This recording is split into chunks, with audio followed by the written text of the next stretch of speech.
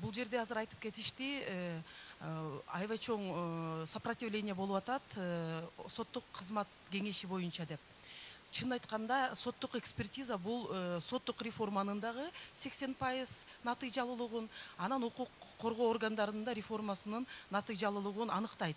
Анткени соттук экспертизага баары таянат.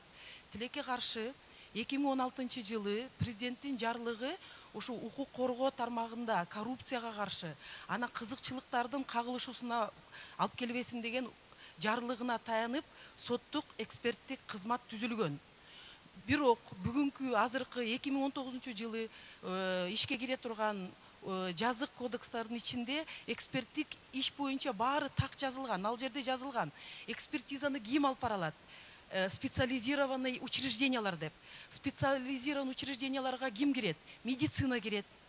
Аларга жана курулуш экспертиза, лингвистикалык экспертиза, ошол экспертизалардын баарын биз бүгүн мындай вертикалдаштырбай, горизонталдуу альтернативалар болсун деп өнүгүп келаткан.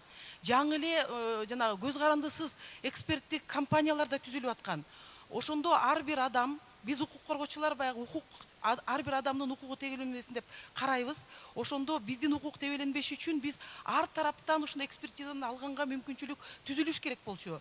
Тилекке каршы коопсуздук кызматынын секретариатынын буйругу менен бүт экспертизанын баары вертикалдаштырып туруп, ошол соттук экспертиза кызматынын алдына бир зонтик алып келип атышат.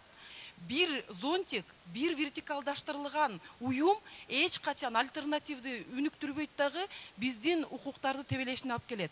Бүгүнкү күндө эң биринчиси, эң көп медициналык экспертизанын баарын ошол жерге алып кетип баратышат.